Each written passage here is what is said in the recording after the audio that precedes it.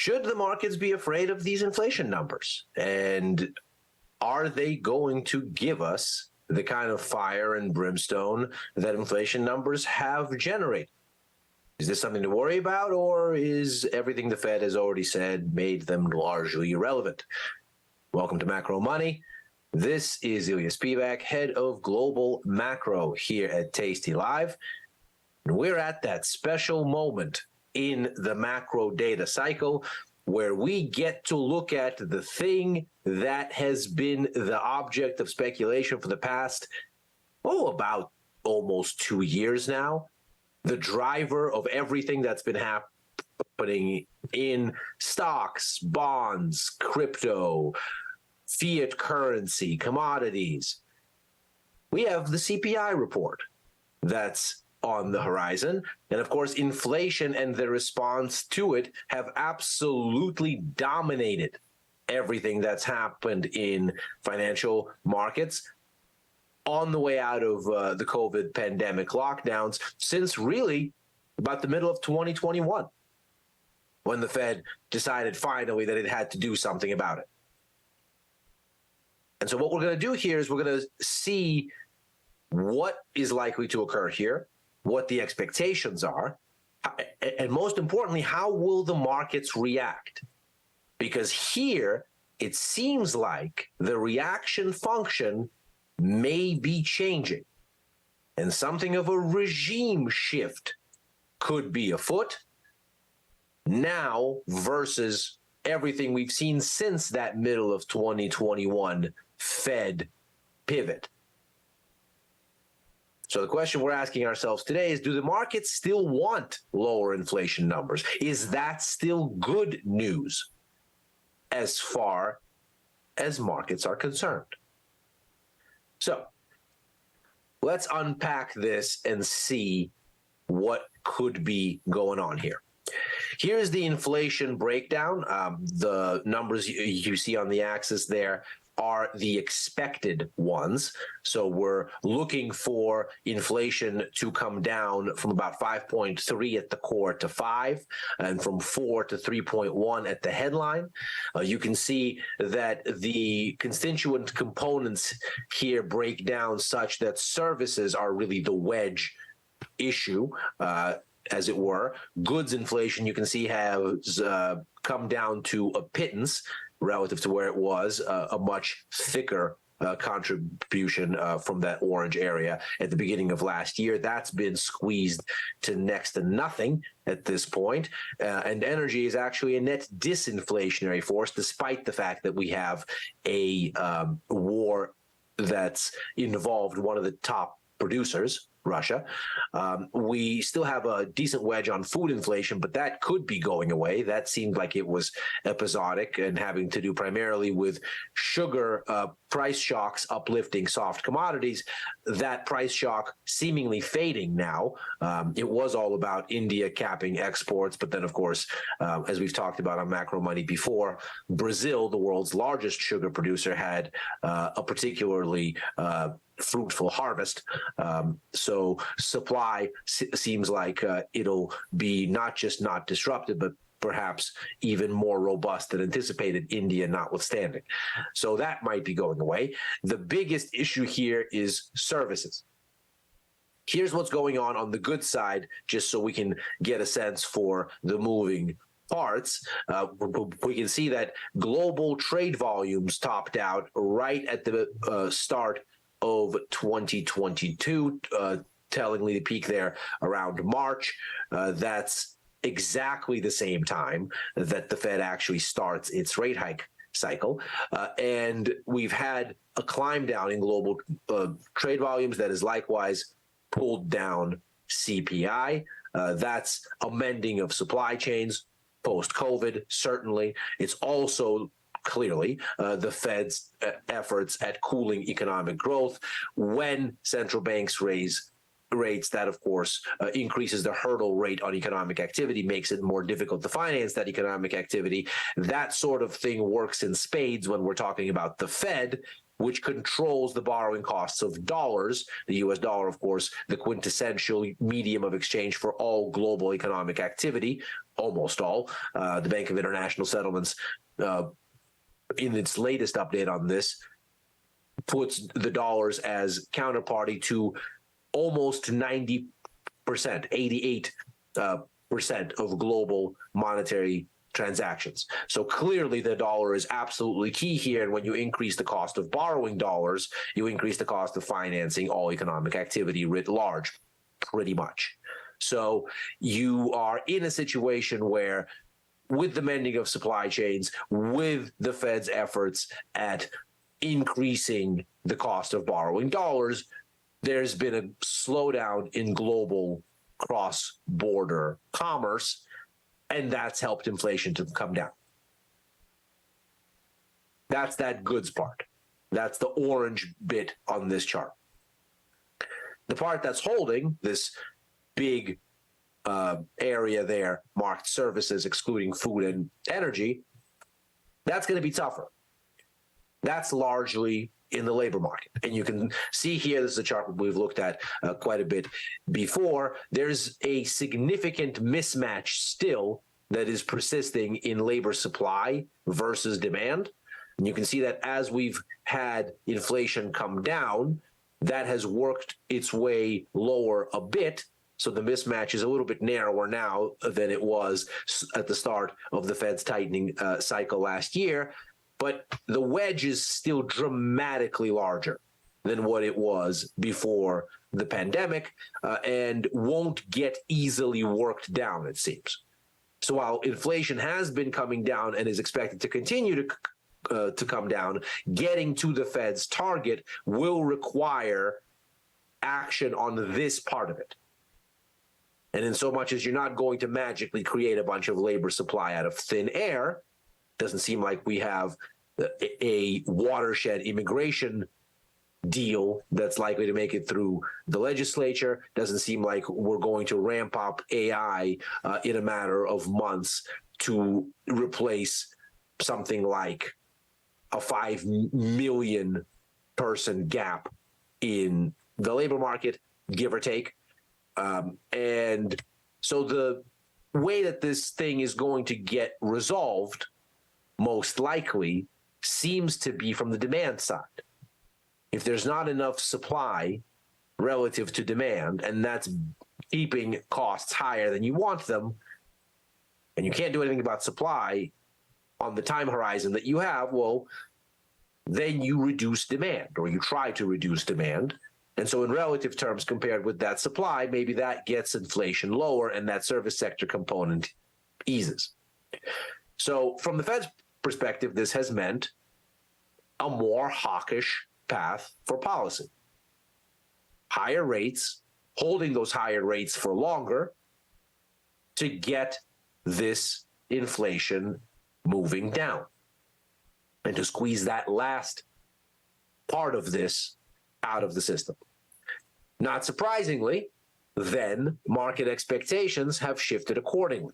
What we have here in the dark line is the expectation for where rates are going to be in July, and then in the red where they're going to be in December. You can see that as we started getting into July, December actually managed to get north of July. So as we were looking at this evolving, let's say from about the beginning of May, there was still the expectation that in the wake of the banking crisis, where you see that sharp collapse in early March, as banks start to fail, the markets, not surprisingly, conclude the Fed's going to have to aggressively lower rates to backstop the situation. But then, of course, the Fed found a macro-prudential way of at least containing the issue, at least for now. Then we had the debt ceiling debacle to digest, and so those rate cut expectations held. Those are those gray bars that you see there. That's the difference between the July line and the December line, and you can see that all through April and into May, significant rate cuts still expected for the back half of this year, anywhere between 175 basis points. So either a full percentage point or 3/4 of one in cuts. As we get into May, those cuts start going away because the markets rightly conclude that with the banking crisis in remission and with the debt deal likely to get resolved eventually, because surely nobody is confused about the need to do that, that essentially what was going on was likely more political theater than a real risk, we started to see that indeed those cuts started going away. So through the course of May, we can see those gray bars getting shallower and shallower. That's fewer and fewer cuts being expected. Now we're actually looking at the possibility that we're going to get hikes in excess of something that we might get this month. So recall, this is July to December. So what this doesn't include, ostensibly, is any sort of rate hike that might occur in July. And hold that thought. We'll get there momentarily. But what we see is, in response to these crises from the first half largely receding, we've had a rebuild in Fed policy expectations because the way that the Fed is going to address inflation is by hiking rates and slowing growth. Otherwise, there is no way to reconcile what we are seeing here. With that in mind, here's the problem that the Fed is facing. As these policy expectations have rebuilt, here's the orange line there. It's not just that we've had rate cuts go away. It's that the 12-month outlook has rebuilt significantly, and we are now looking at rates basically where they are currently a year from now. This is the 12-month forward curve for Fed funds futures, where rates are expected to be according to Fed funds futures 12 months from now. And it's looking like they're expected to be exactly where they are currently, right at that 5 to 5.25% range. The problem for the Fed is that as we've had this hawkish shift in expectations, inflation expectations haven't moved. The green line is the 2-year break even. You can see it's hovering right at 2%, implying the Fed will just barely get to its target in 2 years' time if nothing goes wrong. Now, of course, given how many risk factors are out there between the war in Ukraine, deepening tensions with China, the still unknown extent to which all of the tightening that's already occurred is likely to hurt economic growth in sum total. The Fed has said that it takes between 12 to 18 months for one rate hike to be fully absorbed into the economy. And we've now had 10 consecutive hikes and a cumulative 5% added in rates in just barely a year. June was a pause after 10 consecutive increases, and lots of those increases were at the 50 or 75 basis point clip. So we've had rapid tightening. And with all of that, the market doesn't think that the Fed is still making inroads, that essentially inflation expectations have flatlined.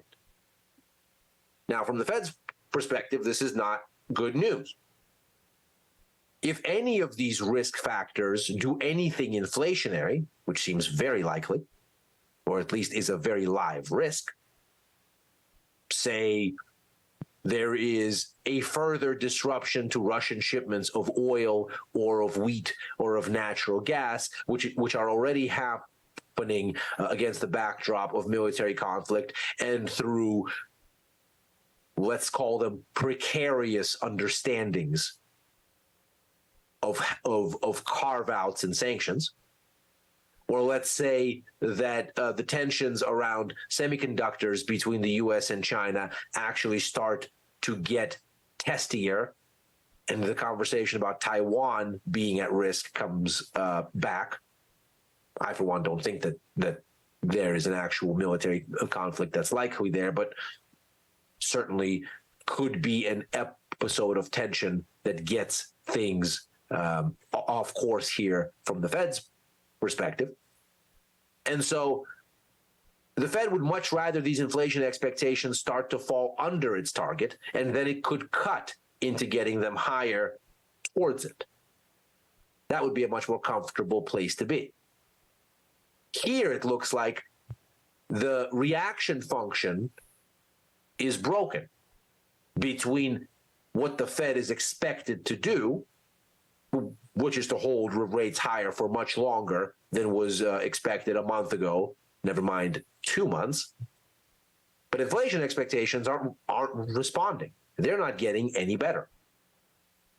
So not surprisingly, all through June, the Fed was trying to beat the hawkish drum as loudly as possible, despite the fact that they paused rate hikes at the June meeting. So much so that if we look at expectations for where policy is going from here, a rate hike this month is pretty much a done deal. You can see the expectation here, 89%. So 22 basis points out of the 25 that would constitute one hike already in the market.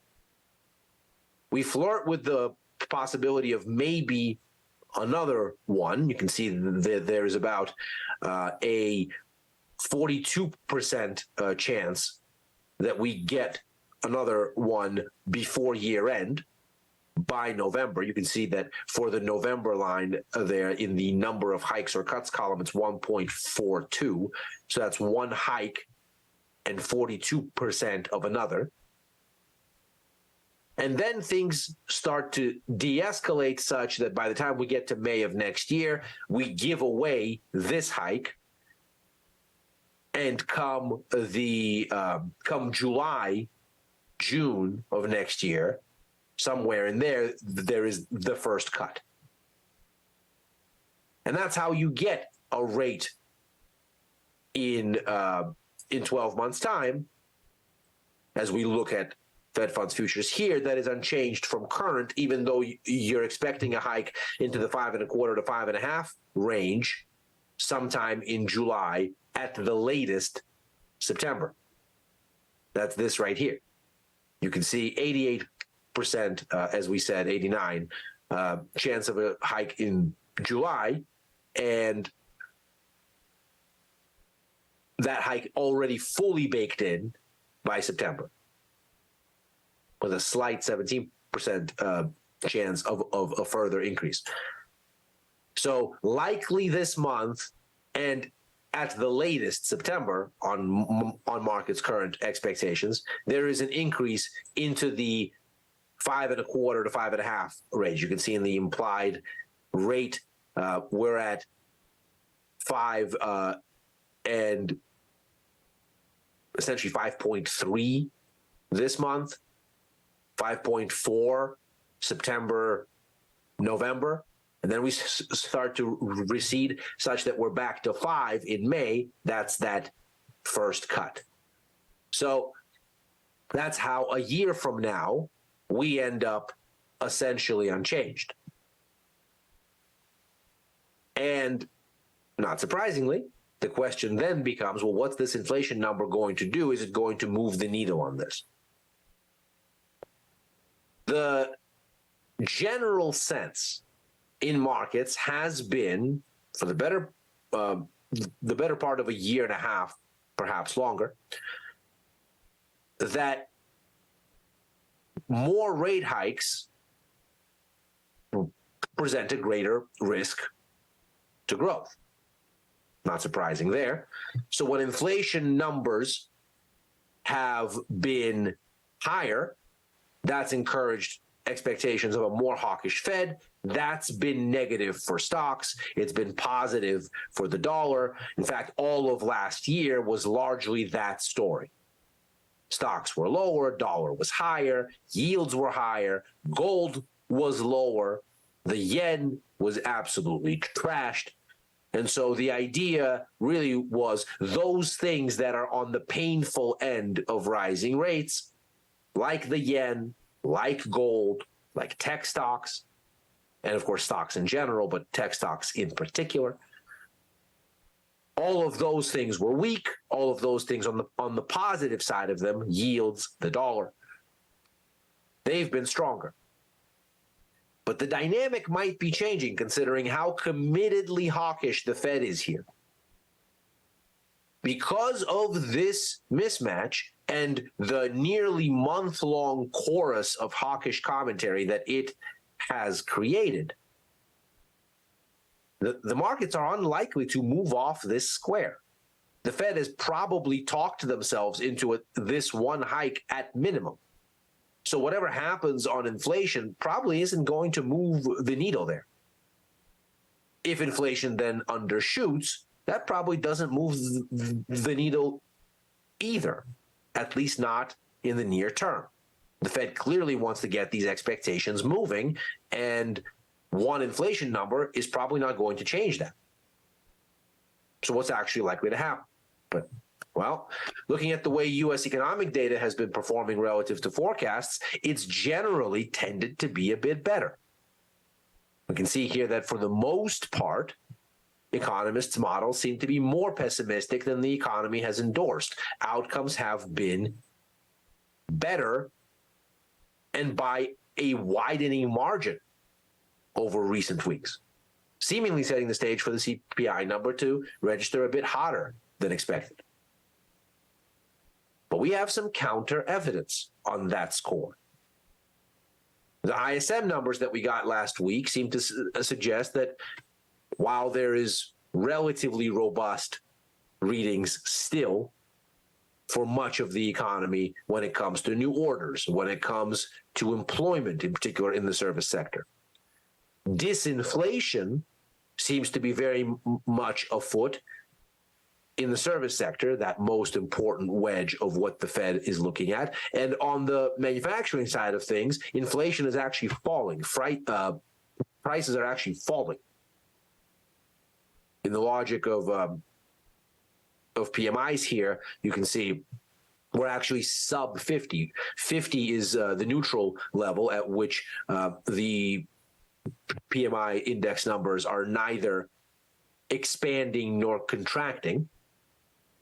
When you get under 50, that tells you there's contraction. When you're over it, it's expansion.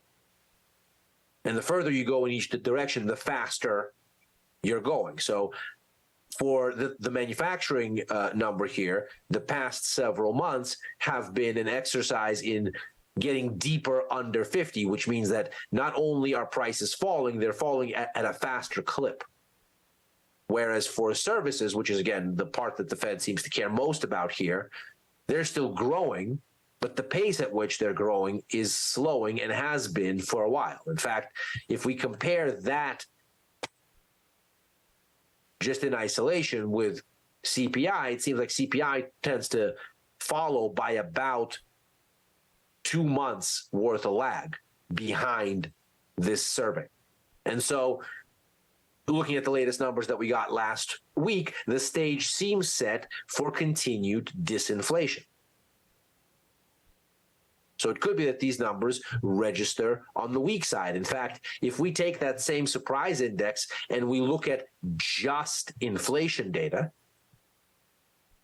whereas overall data has been relatively better, especially recently, inflation numbers are actually underperforming relative to expectations and have been quite steadily so.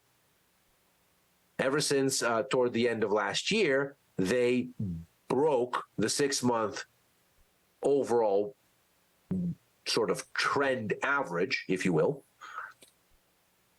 and are now actually below zero on the index, which means that the general trend for inflation numbers is they're tending to undershoot forecasts. So it seems like the path of least resistance is for lower inflation numbers, not higher ones. Does that mean that we're not going to get a surprise higher? Of course not. We certainly could. But the risk seems to be on the downside, or at least skewed on the downside. So what might this mean for markets in a world where the Fed has all but completely talked themselves into another rate hike and made the point as emphatically clear as they can that rates are going to remain higher for a longer period? Well, Friday's non-farm payrolls report seems to give us a bit of a clue. That's another major input into this story because, of course, much of the inflation picture, as we just looked at, is centered on the labor market at this point. And here is that response. It seems quite telling. We get a payrolls number that's give or take 130K worse than what the markets thought about job creation for the past 3 months. So the headline number that we get is 209. Let's call it 210 and give it the benefit of the doubt. The expectation was about 225, 230. So that's a miss of about 20K, let's say, 15 to 20K. If we get into a situation then where we consider this with the revisions to the previous two numbers, net revision there, 110K on the downside, then over the course of 3 months, we've missed by about 130K. How does the market respond? Well, not surprisingly, on the top panel here, you can see the outlook for the Fed gets a little bit less positive. The 2-year yield comes down, the 10-year yield comes down, the implied rate for Fed funds futures by the end of this year gets lower. Gold goes up, as you might expect. The euro here, as a kind of stand-in for the direction of the dollar, goes up. And you can see here, not surprisingly, you get less of a yield-based support for the dollar. It goes up when yields tend to show that you might get better returns holding dollars. In this case, the adjustment is the other way. And so you get this situation where the dollar tends to weaken and does. I use the euro here as stand-in because it is the most liquid U.S. dollar counterpart. And so in watching the euro go up, you're generally having the sense of the dollar also broadly lower. The interesting part is what happens with the S&P, which is that dark line on the bottom panel. It tries to rally as all of this occurs, ostensibly because it means a less hawkish Fed might be necessary, or at least might be possible. But then we capitulate and actually end up closing the day lower than, never mind the peaks, but the open. So Friday's Wall Street session actually ends at a loss. And what that seems to imply is that the markets could be looking at this economic data not as positive in that soft numbers might mean a less hawkish Fed, but in that the Fed has already talked themselves into a near certainty on having to fight inflation harder and for longer. And so any kind of softness in the data doesn't actually have the implications that risk appetite would want to see. it speaks to slowing economic growth and flags recession risk.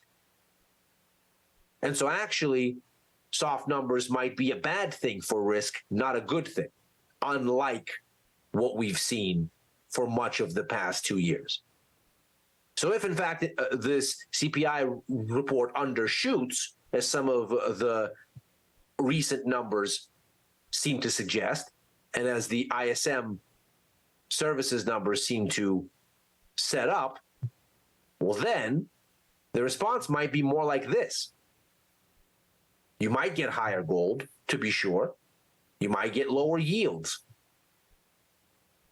That need not be good news for stocks, though. If the markets don't interpret this as changing the Fed's calculus for this month's meeting and for how long they might then hold rates at elevated levels, they might instead read that kind of number as signaling the onset of the economic consequences of what the Fed has wrought, which on a 12 to 18-month timeline, as we've mentioned, should see the rubber meeting the road right around now. And so a soft inflation number may actually be negative for stocks and mark something of a regime change that perhaps then extrapolates for financial markets in the coming months. And that is macro money for today. We're here, of course, Monday through Thursday every week, right after overtime, with Chris Vecchio, head of Futures and Forex here at Tasty Live, talking about the day's events and what to make of them. I'm back on with Chris on Fridays for Futures Power Hour, and then on with Tom and Tony for First Call on Sundays. Outside of the shows, I'm writing for the news and insights portion of tastylive.com, as well as opining on Twitter at Ilias Pivak. Macro Money will be back tomorrow to try to see what this CPI data has actually done and to look at what's coming up next. In the meantime, good luck trading out there. Thanks for joining. See you then.